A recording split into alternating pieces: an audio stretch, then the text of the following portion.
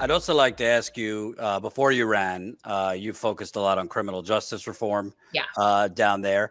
Well, if you haven't noticed, we're 4 years after George Floyd was basically lynched on camera, and the police are acting more brazen. Yep. Not to mention Biden gave $32 billion more to police.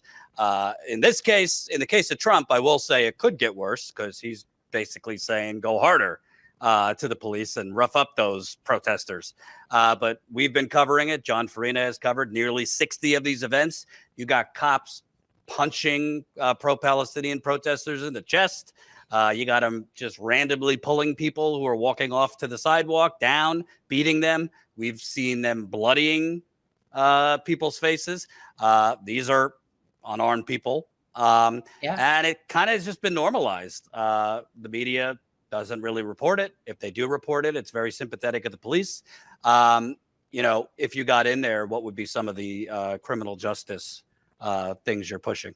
Yeah, I mean, well, what we're talking about is something that is a very hard thing for me to talk about because I keep falling further and further to the left on this. I actually was at one of the Cop City weekend actions that took place in Atlanta. And so the idea of what's going on with what we call law enforcement, but really isn't, they're not enforcing laws. They're just policing us. There's a very big difference between law enforcement and policing. And right now, all we're seeing is policing. And it's extremely scary. And I don't think people understand that these cop cities are now going to start being everywhere. This is not a one-off. They have been planning for this. In fact, that is what you have been seeing. What you say you haven't seen since George Floyd is what's been going on behind the scenes with these cop cities. Because instead of that being sort of a starting point for us to see some legitimate reform, all that has been is a starting point for the policing industry to be building up its reserves and planning for more and more revolutions. And that's all they're doing. And they're so over militarized, it's horrifying. And so, I don't use the word abolition because it freaks people out. But what we have as policing is not what we need in this civilization. It just isn't. That's just not what we need. So, I don't know that it's a matter of, you can just reform that. I think we're kind of past that at this point. But there are certain things that have to be put into play. We need to end qualified immunity. I think that all of these, none of them should be immune from criminal or civil action. And I think it should come out of their police pensions. I think that when you have it be collectively, then when civil suits and liability start coming out of their pensions instead of the municipal tax dollars, they will start policing themselves more so. And that still isn't the only solution.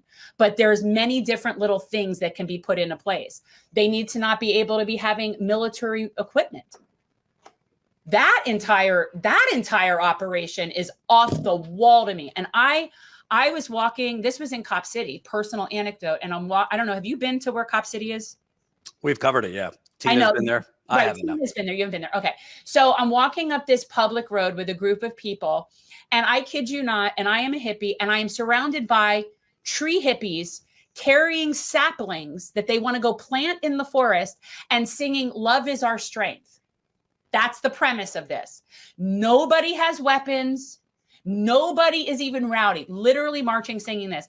And we come up to this block on a public road, mind you, of tanks and police in riot gear and tanks. And they had those sound things, which is what really scares me. That is what I am most scared of, are those sound things, because I feel like that'll pop my eardrum. Like, that kind of freaks me out. So to fight against tree hippies singing "Love is Our Strength," we have gone very awry. Very, very awry. And if people don't recognize that is like, this is the same difference as the distinction between Israel and what's going on in Gaza. This is the same sort of level of power disparity that we're talking about. You have tree hippies and you have tanks. Like, in what universe does that even seem remotely reasonable to people? So it's, again, the level of violence is dictated by the oppressor, always. Always. It is never determined by the oppressed. So whatever level of violence we're seeing is being determined by the oppressor, always.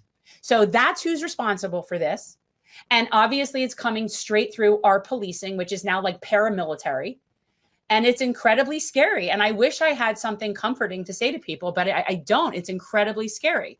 I would suggest everybody always have bail money and always have a lawyer and an advocate on speed dial if you're going to get involved in these things, because this is going to, I unfortunately think it's going to get worse before it gets better. And all I can do is just be loud as I can be.